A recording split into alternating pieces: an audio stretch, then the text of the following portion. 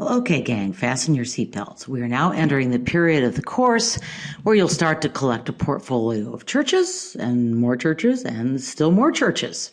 You're also going to be downloading a load of architectural terminology into your mental hard drives. So you're forewarned, right? Let's get started by reviewing the basic Roman basilica, which was the basis for many of the churches built during the reign of Constantine and his immediate successors. You've seen this slide before in our whirlwind tour of the late Roman Empire. This is Constantine's Basilica Nova, which was not a church, but rather a public administration building that served especially as a law court. So here's my question. When Roman architects were designing and constructing basilicas, what were their primary objectives? How does the form of this structure follow its function? Well, first, they needed a space that would hold a lot of people. Roman imperial government was big business. It needed plenty of room. Think of the DMV on a bad day. They wanted an imposing structure that would convey the power and might of the empire. They needed an area specially marked out for the judge or ruler, and for this they used an apse, or that semicircular room at one end of the building. The entrance to the basilica was on the long side of the rectangular building, usually via an impressive atrium or portico. Internal columns divided the building between the high central nave and the lower side aisles. Constantine also built a new palace complex in his western capital, Trier, in Germany. Remember that for a while Rome had both an eastern and a western empire? This is where the western emperors hung out, and it was a very important city guarding Rome's frontiers with the barbarians. Notice the long audience hall and the apse entered through a triumphal arch. This would have been much more richly decorated in Roman times. Once Constantine embraced Christianity, he began building churches. Here is the original St. Peter's on the Vatican Hill, the church that was replaced by today's magnificent papal cathedral. Now, Constantine chose to build on what was then Rome's outskirts for several reasons. First, although interestingly the book doesn't list this first, Constantine and Pope Sylvester believed that this was the place where Peter was buried. Scholars used to be skeptical of this claim, but more recent archaeological finds have provided strong evidence that the bones unearthed below St. Peter's did belong, or at least could have belonged, to St. Peter. Certainly traditions in the early church, that is, before Constantine and during the persecutions, held that Peter was crucified and buried on the Vatican Hill. But another reason for choosing this spot was, frankly, that it was in Rome's outer suburbs at the time, not in the central forum beloved of Roman senators and filled with monuments to Rome's ancient gods. What is certain is that Constantine and his architects chose to adapt the basilica for this monumental early church, and for pretty much the same reasons that Roman authorities had embraced the design. A basilica could hold crowds. Its imposing height and size inspired awe and respect for the church's authority. The apse provided a focal point now for the altar, and the design of the nave, aisles, and transepts adapted well to corporate Christian worship. Note that the other model available, which would have been Greek or Roman temples, was ill-suited to Christian worship. These temples were really houses for cult statues, not places where people gathered to worship. Sacrifices and processions, as you may recall, took place outside the temple, and the altars were outside the temple as well. And of course, this kind of building was associated with worship of idols and of other gods. So here's a more easily viewed floor plan. Note one important departure from the basilica. Worshippers entered through the narthex on the short end of the rectangle. This led their eyes immediately toward the altar, which was the focal point of worship. Another innovation was the creation of a transept, or a hall perpendicular to the main hall or nave. This was built to house the relics of St. Peter. Old St. Peter's is the first known building with a transept, but they would become common elements of Christian churches, not least because they formed a basic rectangle into a building shaped appropriately like a cross. So Old St. Peter's was largely torn down to build the splendid Baroque St. Peter's, which sits at the center of the Vatican today. Just as many old Roman temple columns were recycled to build Old St. Peter's. That's referred to as spolia, by the way, S-P-O-L-I-A. So columns for old St. Peter's were recycled in new St. Peter's. We're going to be studying the new version in depth when we get to the Baroque era after Christmas. But this Roman church, simple on the outside, imposing and beautifully decorated on the inside, gives us an idea of how old St. Peter's would have looked. By the way, the Church of Santa Sabina in Rome is a College Board favorite, probably because it provides such a clear, still standing model of an early Basilican church. Notice how much it looks like the Basilica in Trier that you just saw. So quick review. What kind of columns do you see? Those are Corinthians. Note the acanthus leaves. And what Basilican features do you see? Well, there's the high, flat roof, side aisles with a lower roof. You can see them sticking out in the photo of the exterior. You see a long nave, and you see an apse at the end. And here's Santa Sabina's floor plan, which makes this even clearer. The round building to the left, by the way, housed a baptistry, but the side buildings didn't really constitute a true transept in this church. These aren't in your book, but these carved doors of Santa Sabina are some of the oldest surviving works of Christian art, and the panel on the left is probably the earliest artistic depiction of the crucifixion. Again, that has survived. Note that art in the catacombs, understandably enough, because these were tombs, tended to focus on the resurrection. There were not images of the crucifixion. Note, too, that the doors are carved with stories. From the very beginning, churches used art to tell the biblical narrative, especially important as we move into the early Middle Ages, a period when literacy drops dramatically. So we've seen one of the two architectural styles that characterized the churches built after Constantine legalized and then patronized Christianity, the Basilican church. The other church style was the central plan church. There are fewer central plan churches in the West. Usually this architecture was used for specialized structures such as mausoleums or baptistries where the altar was not the primary focus and what it might be good for people to move around some central object such as a baptismal font. In the East, by the way, as we will see, the central plan church proved much more popular. The central plan church may actually have been, this one may have been constructed as a mausoleum for Constantine's daughter, Constantina. It stood next to a more traditional Basilican church. And here's a floor plan of Santa Costanza with an ambulatory around the area that would originally have housed the tomb and now holds the altar. Now, you've already encountered the term circumnavigation. Ambulatory has the same root, the Latin verb to walk, or ambulare. We still use the word amble to describe a slow walk. Basically, visitors to a burial site or shrine or saint's relics would walk around this special place. We're going to see these again when we get to Romanesque churches in our next unit. Note the ring of Corinthian columns around the central dome space and those high windows that let in streams of light. You remember the term? Those are clerestory windows. You probably notice that the outside of these churches is actually rather plain, in marked contrast to Greek and Roman temples. The insides, however, were often magnificently decorated with frescoes and even more commonly mosaics. Here we see a scene that might have shown up in a Roman home. Do you remember those rites of Dionysus? In this case, though, the grapes and the vine are intended to symbolize the Eucharist, but it would have still been a familiar set of images, as is so often with religious art when religions are changing. There's an effort to incorporate the familiar in with the new. Notice, too, the little cupids. Well, they're now angels. These little angels, by the way, are called putti. And warning, with a few notable exceptions, I find putti irritating, so you just should disregard my grumpy commentary. On the other hand, I adore mosaics, so you may see more of these than you would consider absolutely necessary. This mosaic is from Santa Maria Maggiore in Rome, the first major church dedicated to the Virgin Mary. Note the date. This is basically 100 years after Constantine. The Council of Ephesus officially named Mary Theotokos, or Mother of God, in 431.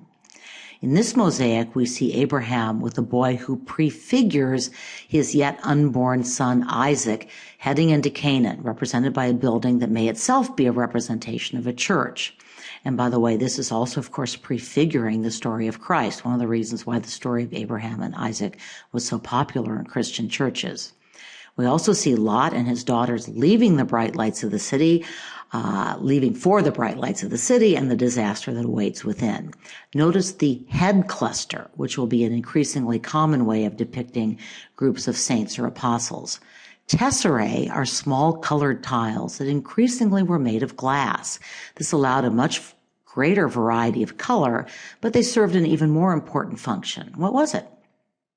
The tesserae reflected light, and artists used an additional technique to enhance this effect. Do you remember what that was? They placed the tiles just slightly on their side to catch reflection from the light shining in through clerestory windows. I will tell you that these magnificent early Christian churches, particularly in Ravenna, where we're going next in this lecture, are so spectacular. I really encourage you to, yes, put it on the list. Sorry, that was being reluctant to change. This is a particularly good example of tesserae. Notice the gradation of colors and the irregular surface that catches light. So in 330, Constantine moved the capital of the Roman Empire east to the town of Byzantium. There were many reasons for this move. He wanted a fresh start for his Christian empire, and Rome was filled with monuments to the pagans. But the move also reflected geopolitical realities.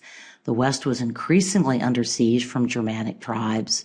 The east was under siege from the Persians, but Constantinople was more easily defended, especially by a navy. And by the way, they will build spectacular walls, which will not be part of this course, alas. The east was richer than the west and therefore more important to defend. And let's face it, Constantine did not suffer from a deflated ego. He liked the name of having a capital named after himself. Constantine died 7 years later in 337. I'm not going to try to describe the succession crises that followed. Basically, there was lots of mayhem and fratricide. The next really important emperor from our standpoint is Theodosius, who ruled from 378 to 395 and was the last emperor to rule an undivided empire. It was Theodosius who declared Christianity the empire's only legal religion, helped settle theological disputes within the church, and destroyed many pagan temples, holy sites, and images. He even disbanded the Olympic Games. Theodosius divided the empire between his sons Honorius in the west and Arcadius in the east. Descendants of his dynasty, by the way, continued to be part of the East Roman nobility at Constantinople until the end of the 6th century. But it was Honorius who moved the capital of the Western Roman Empire from Rome to Ravenna. Since it was surrounded on all sides, either by sea or swamps, Ravenna was easier to defend from the many Gothic, that is, Germanic invaders, and it was closer to the eastern capital of Constantinople, especially by sea. Galla Placidia was Honorius's half-sister and the wife of a Visigothic chieftain. Ravenna was captured by the Ostrogoths in 476 and became the Ostrogoth capital of Italy. In other words, the barbarians took over, but they were Christian barbarians. It's not absolutely certain that this mausoleum actually housed the remains of Galla Placidia, but we do know that it was once attached to the narthex of a church that Galla Placidia founded. Structurally, this church follows a central plan and also a cruciform or cross-shaped plan. Barrel vaults top the four arms, while a shallow dome tops the center. A crossing in church architecture, by the way, is the junction of the four arms of a cruciform or cross-shaped church. Often, as in this mausoleum, the crossing is topped by a tower or a dome. This structure, as it happens, has both. The tower covers the dome, which you can really only see from the interior. While all of this is interesting from the standpoint of architectural history, the building itself doesn't appear all that interesting until you walk inside. The book only gives you a small taste of the extraordinary mosaics within this building. This is a real favorite of mine. You saw more of it on the podcast. So here's an image from the interior that is not in your book. And here's another, maybe my favorite, the magnificent starry sky that covers the barrel-vaulted ceilings of the cross's arm. And here's still more sky, this time over the dome with Saints Peter and Paul above. This image does appear in your book, and it's very important.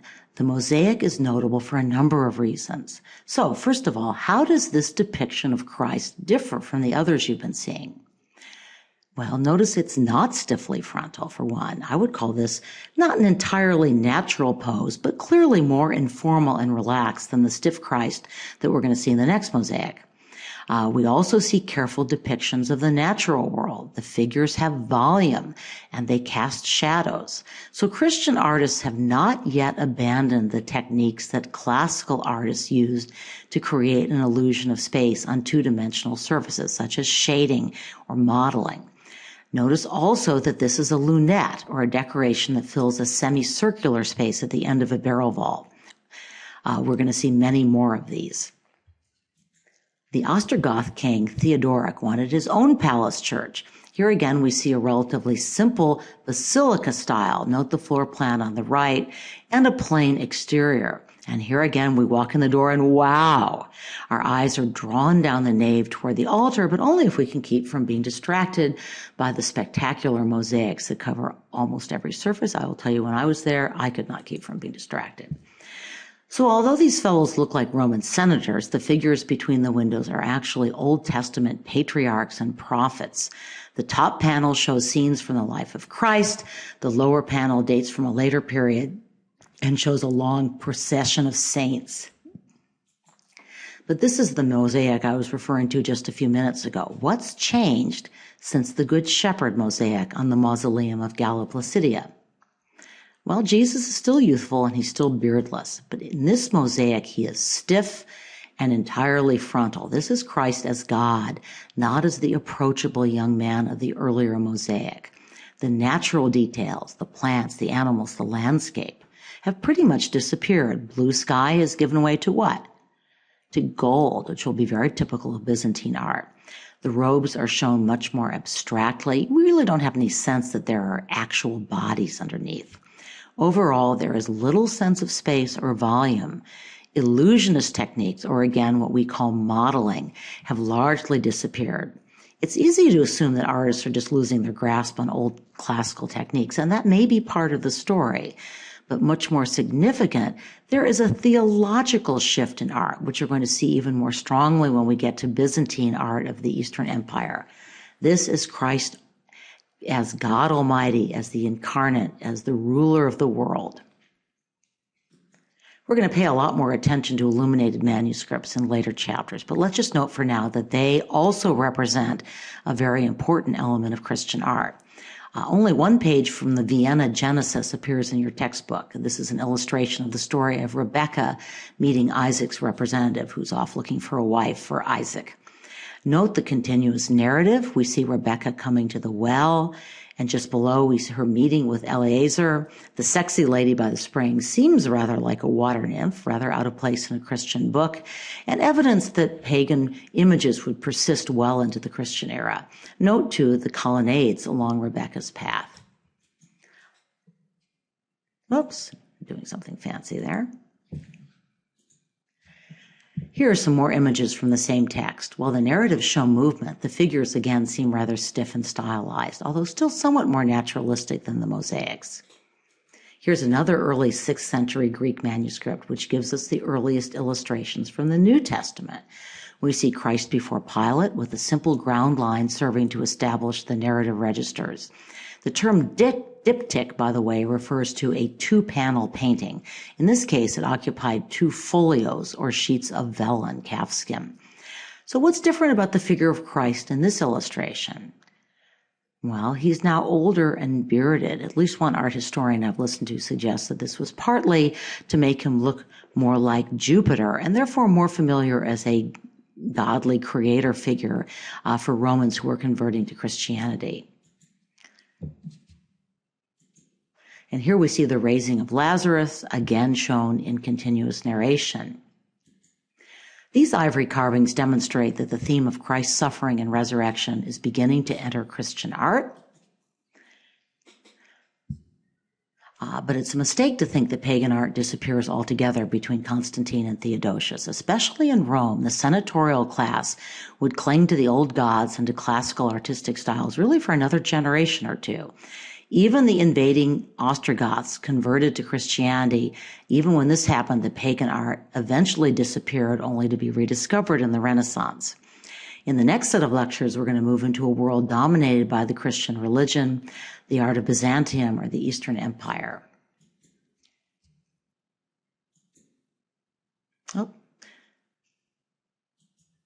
So despite the brief discussion of Constantine's founding of Constantinople, we've been hanging out in Rome and Ravenna. For many years, Constantinople remained a dusty provincial town. That's about to change, as we'll see in this video clip that introduces one of my favorite figures in history, the Empress Theodora, peasant girl, bear dancer, empress, and seriously tough broad.